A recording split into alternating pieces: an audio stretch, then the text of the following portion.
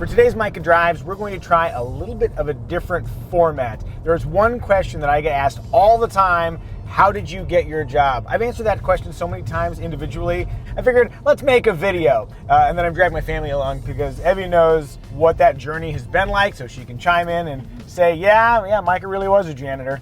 Ooh, windowless white van. That's fortuitous. Ugh. Quick shout out, a guy named Baron on Instagram shot me a message asking me how to get into this line of work. So you precipitated this video. If you don't like how it went, that's on you, Baron.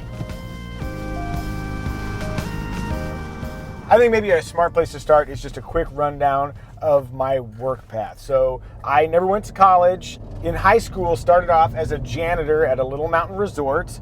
We were dating at the time. By the time we had reconnected and got married, she married a maintenance man. Did that seem like a good idea at the time?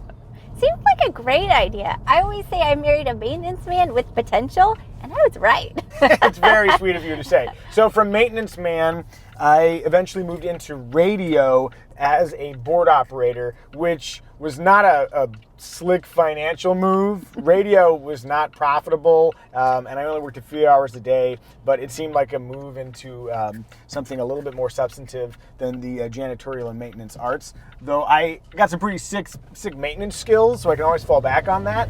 So I worked in radio, and then while working at the radio station, there was a radio show that focused on cars, and I always wondered, how in the do these people get access to all these cool cars, and they're talking to all these important executives in the car industry? So I glommed onto them. I did a lot of free work. I'd help produce their live broadcasts, and eventually I got hired by them to help produce their show.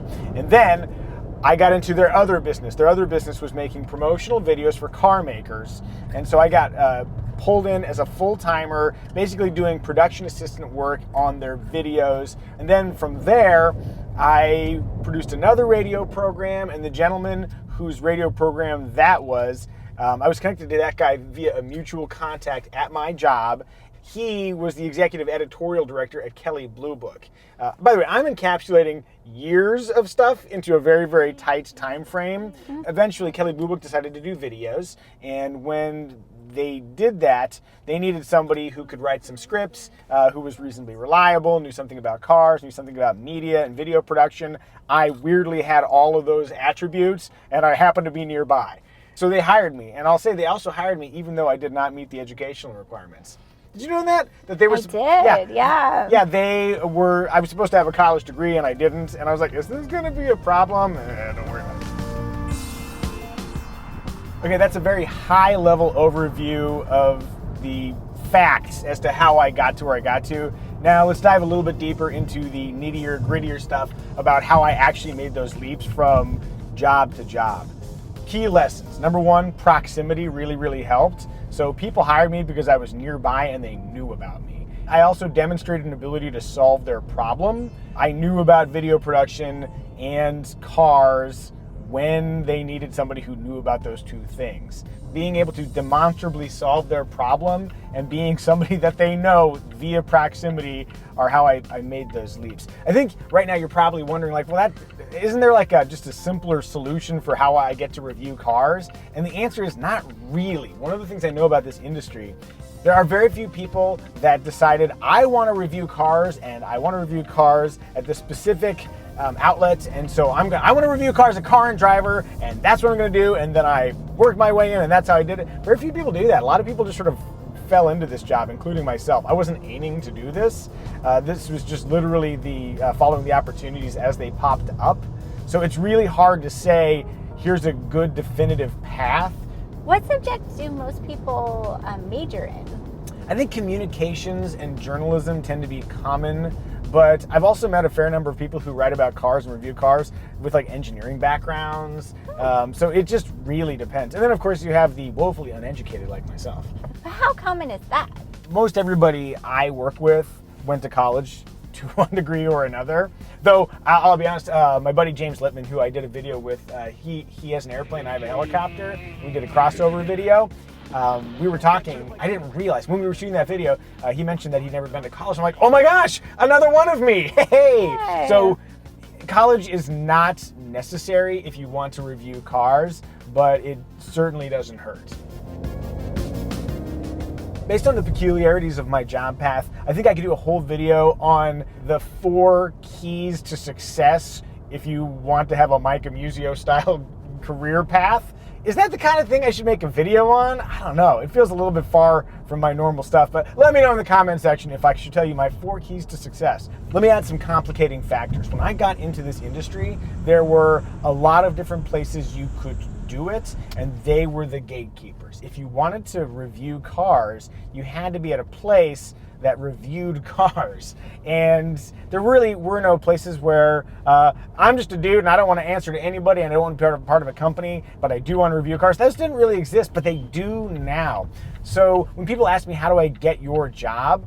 It's really tricky. Like, I work at Kelley Blue Book as my day job, and then I do just this stuff on the side. And KBB is one of the only places I would want to work because it's very, very stable and it's a great company to work for. If you wanted to work at like one of the magazines, a lot of the magazines are downsizing and they're shuttering their operations, and it's kind of a dicey time to be in the media business. Connecting your fate with a company is not necessarily the smartest move. So if I were to start fresh right now, and I were to give you some suggestions on how you can review cars for a living, I might suggest you try to do it on your own. And this is something that happens all the time. People are like, well, how can I get started reviewing cars? I always say, sweetie, what do I always say? Just start making stuff. That is so true. Just start making stuff. And then you're going to say, well, I don't know. I don't have like the equipment to do that. Or how would I find cars? Or what kind of stuff? Yeah, what kind of stuff? You don't need good equipment. Look at the equipment we have. It's old GoPros I got off of a friend, very cheap. You can buy used GoPros on eBay for like almost nothing. So the equipment really is not a limiting factor. Even if you have a phone, you can shoot stuff on your phone that looks a lot better than the early Kelley Blue Book videos I was in. Especially if you skip having a goatee and wearing awkward clothes. Don't skip that part. Yeah, that's how you build up a healthy layer of shame. And then as far as access to vehicles, one of the things I've been doing is just talking to people I know and like and saying, hey, can I do a video with your car?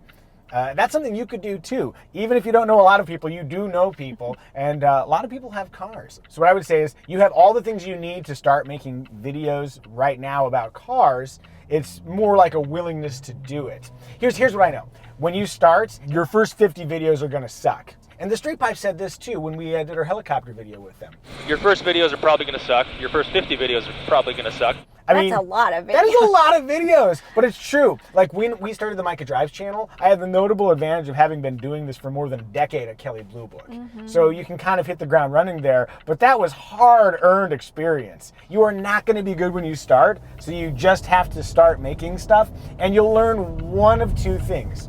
You'll either learn how to get good and what you're really good at, or you will learn that you should not be making videos. It could be either one. There are some people that just maybe aren't meant to make videos, and maybe that's you, and how great would it be to know that now and not wonder? Then you can have a new dream. Yeah, you can have a new dream. You're gonna get that band back together. If I leave here tomorrow. It is funny. The other big thing is distribution. Again, you used to have to like review cars via magazines or newspapers. Those were a thing that existed for a long time. Remember? Yeah, Maybe you didn't never know that. Whoa, that was weird. The Kelley Blue Book long-term S60 thought there was a car in front of us when there wasn't, and it applied the automatic emergency brakes. That's one experience you get to have if you worked as an automotive journalist. But back on target, distribution is a thing you can do yourself now. YouTube makes it very, very easy to not only make your own content, but monetize it. For the record, it is very, very hard to make a living monetizing YouTube. If you think you're going to just like start making videos and then pay for a fabulous lifestyle, that's like saying, I want to be Kesha. Like, is she even popular anymore? I don't know. It's a specific thing, and it's very, very difficult. So you have to diversify. The key takeaway is that making videos is not easy. It'll take a really, really long time, and that's good because it takes a really, really long time to understand your craft. Yeah, don't watch our earlier videos. No, do watch our earlier videos. That's a perfect example. I'm glad you mentioned that. There's an evolution in the videos on this channel. Go back, look at my video with the Audi, was it an A6? Man, it was rough, but it was experimenting. I didn't know how to make videos that were long form and in this kind of style. It's very designy. A designer would be able to describe it better. This particular Audi A6 has an $8,200 prestige package and a $2,750 driver assist package. So you make stuff and then you learn what works and what doesn't work. And there's a lot of stuff that didn't work then. For example, video number 1, Micah drives, will never see the light of day. That's true. Yeah, we made a whole video and it just never went out. Because by the time we got done editing it, we realized it was awful and knew we needed to do different stuff. Phew. Get out of here, awful video. But it was a great learning experience. That's exactly right. Yeah, we learned what not to do as much as we learned what to do. Just know, it is a lot of work. People think making videos for YouTube is easy. It is not. And I've been doing it professionally at Kelley Blue Book for, again, more than a decade. And doing it on our channel just means, I don't want to say double the workload, but it's a lot of work. Tell them. It's a lot of work. It's a lot of work. Oh, and pro tip, marry a video editor. Hey, if you have any follow-up questions or if there's anything I didn't hit specifically in this video that you'd like to know about, please tell us in the comments section. If you're ever so curious about what other kind of videos we make, go check out some of our video reviews. We drive cars, and then occasionally I'll do a helicopter thing, though I'm dialing that back a little bit because people don't care about helicopters as much as cars. It pains me to say, but it's true.